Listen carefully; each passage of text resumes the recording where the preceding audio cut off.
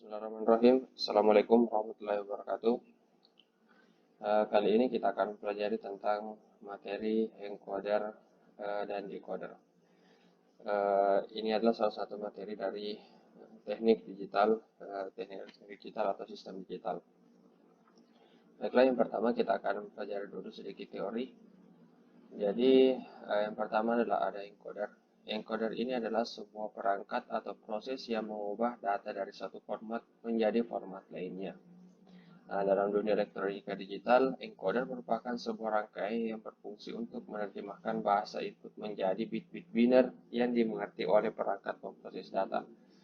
Jadi, encoder ini itu fungsinya adalah mengubah dari sebuah data yang dikenal oleh manusia menjadi sebuah bit-bit biner yang dikenal oleh suatu perangkat atau suatu rangkaian. Encoder terdiri dari beberapa input lain, akan tetapi hanya salah satu dari input tersebut yang diaktifkan dalam waktu tertentu, yang selanjutnya akan menghasilkan kode output berupa jumlah bit biner. Jadi kalau encoder itu nanti dia memiliki banyak input, namun di inputannya itu hanya satu yang bisa kita beri angka high atau hanya satu yang bisa kita aktifkan. Nanti outputnya akan berupa jumlah bit biner, jadi dalam bentuk bit-bit biner.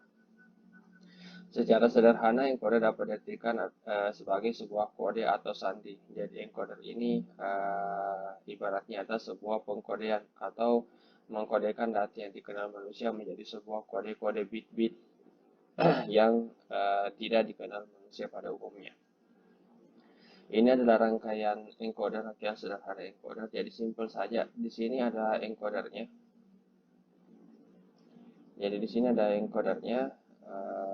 Model seperti ini, seperti yang dikatakan pada teori tadi, bahwa ini memiliki banyak inputan.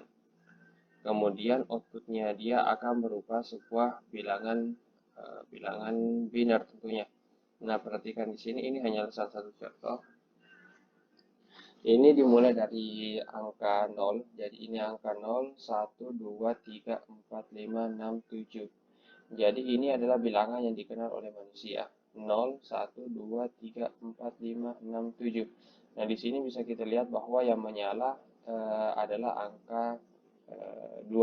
Ini kan 0, 1, 2. Artinya angka 2 menyala. Perhatikan di teori tadi sudah jelaskan bahwa untuk encoder ini diketahui bahwa inputannya itu hanya satu yang aktif. Jadi kalau aktif yang ini yang lain akan nonaktif. Begitupun dengan yang lainnya, jika yang nomor 5 ini aktif, maka yang lainnya juga akan mati. Sorry, yang nomor 4 ini. Jadi 0, 1, 2, di sini angka yang aktif adalah 2. Dia masuk ke encoder. Encoder ini hasilnya dia akan dalam bentuk bilangan biner. Jadi bit ini bit 1, bit 2, bit 3. Nah, bisa diperhatikan bahwa ternyata angkanya adalah 0, 1, 0. Nah, 010 itu jika dikonversi, ini kan bilangan biner, jika dikonversi ke desimal, maka dia pasti akan menunjukkan angka 2. Artinya ini sudah tepat. Angka 010 ini yang biner dirubah menjadi angka desimal ini menjadi angka 2. Ini kan 012, seperti itu. Nah, selanjutnya ada rangkaian decoder.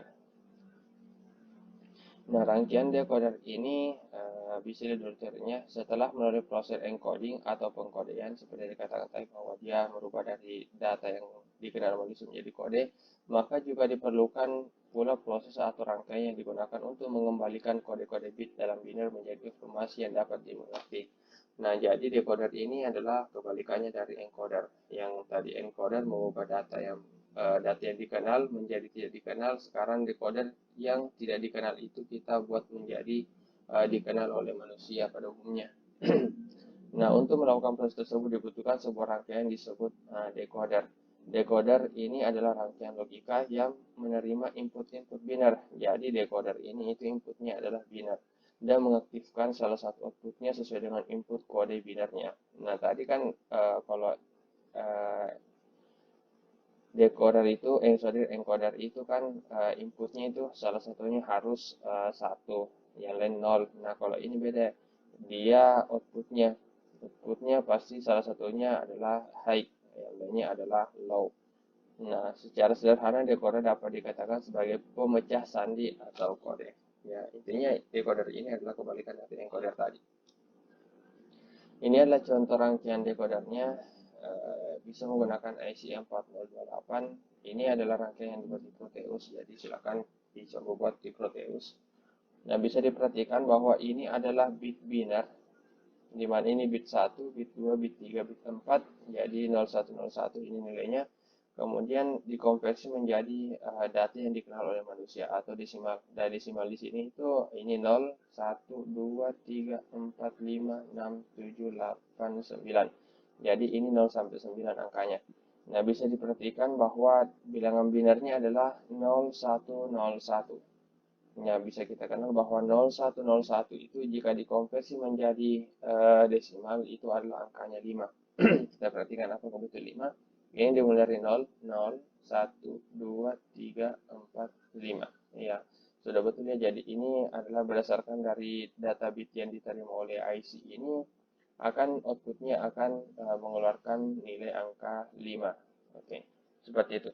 Jadi decoder ini adalah kebalikan dari encoder. Nah, selanjutnya ada rangkaian gabungan. Ini adalah salah satu contoh sebenarnya, di mana ada data yang dikodekan dulu. Ini data yang dikenal oleh manusia. Ini 0, 1, 2, 3, 4, 5, 6, 7. 0, 1, 2 artinya nilai 2 yang aktif. Nilai 2 yang aktif ini dikodekan dulu oleh si encoder ini. Nah, inilah kodenya. Jadi di bagian tengah sini sebenarnya dia kode. Bagi orang-orang yang mempelajari sistem digital, pasti tahu karena di sini binary, tapi pada umumnya orang pasti tidak tahu bahwa di sini ternyata ada kode binary. Nah, kode binary tersebut bisa dikonversi kembali menjadi sebuah data. Nah, di sini saya ganti IC-nya. Ini adalah salah satu juga IC decoder. Namanya adalah 74HC4511. Jadi dia tidak mengubahnya menjadi bilangan seperti ini, tapi dia langsung mengubahnya menjadi sebuah data segmen. Jadi data yang bit tadi keluaran yang dari encoder ini langsung masuk ke decoder. Jadi ibaratnya di tengah-tengah ini adalah sebuah data binary atau data yang terkodekan. Nanti setelah melewati IC yang kedua ini, itu akan terpecahkan. Jadi kode yang di sini akan terpecahkan lagi oleh si decoder ini. Jadi encoder dulu, baru decoder dulu, kemudian dia akan mendapatkan sebuah angka seperti ini. Angka segmen nilainya adalah 2, seperti ini. Oke, untuk materi encoder dan decoder, seperti itu saja simpelnya. Kita akan lanjut ke video selanjutnya, yaitu kita akan coba-coba merangkainya langsung di Proteus dan mempraktekannya. Oke, terima kasih.